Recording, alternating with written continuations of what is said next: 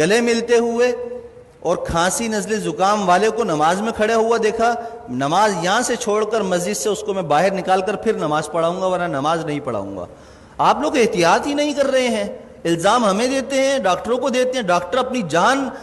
جو ہے نا ان کی عذاب میں آئی ہوئی ہے، مر رہے ہیں ڈاکٹر، ان کو وینٹیلیٹر نہیں مل رہے ہیں۔ آپ لوگوں نے کھیل بنایا ہوا ہے کرونا کو۔ بھائی یہ کرونا ختم ہونے والی چیز نہیں ہے،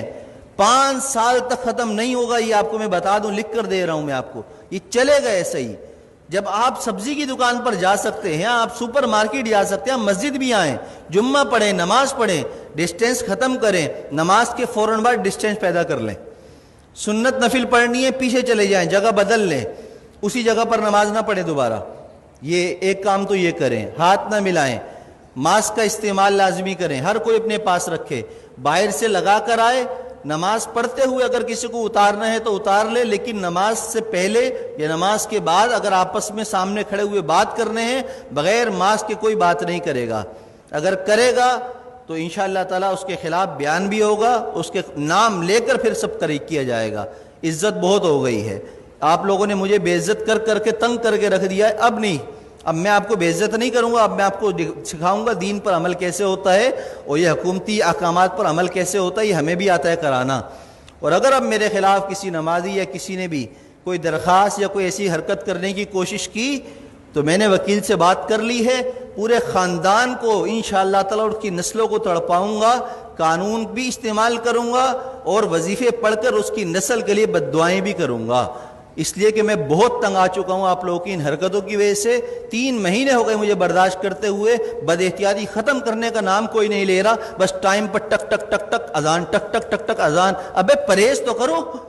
جو ڈاکٹر کہہ رہے ہیں وہ تو کرو، جو علماء کہہ رہے ہیں وہ تو کرو، اپنے باپ کی بات مانتے نہیں ہو، مولویوں پر انگلی اٹھاتے ہو، شرم نہیں ہے تم لوگوں کے اندر۔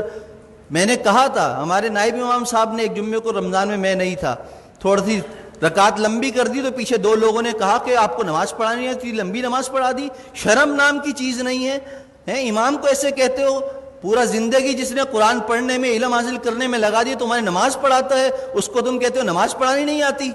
تمہیں تو طہارت اور غسل نہیں آتا، کیسے پیشاب کرنے کے بعد قطرے پاک کرتے ہیں اس کا طریقہ تمہیں نہیں آتا، پانی نہ ہو تو تم مولویوں کو سکھاتے ہو، اماموں کو سکھاتے ہو۔ خدا کے لیے ہاتھ جوڑ کر میں کہہ رہا ہوں، میں وزیر اعلیٰ نہیں ہوں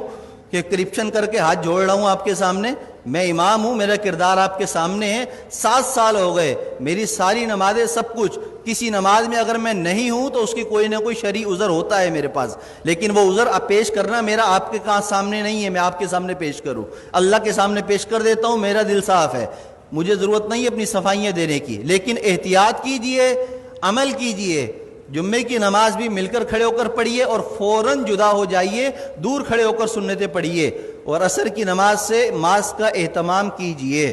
جیب میں رکھ کر لائیے، پہن کر لائیے، بات کرنی ہو ماسک لگا کر پہنیے، مجھ سے مسئلہ پوچھنا ہو 1 فٹ دور بیٹھ کر مجھ سے مسئلہ پوچھیے، ہاتھ اور ملانے کی اور مجھے خیریت لینے کی آپ کو ضرورت نہیں، الحمدللہ میں خیریت سے ہوں۔ اللہ ہم سب کو دین کی سمجھ اور عمل کی توفیق عطا فرمائے۔ میری باتیں کسی کو بری لگی ہوں تو پیشگی معذرت ہے،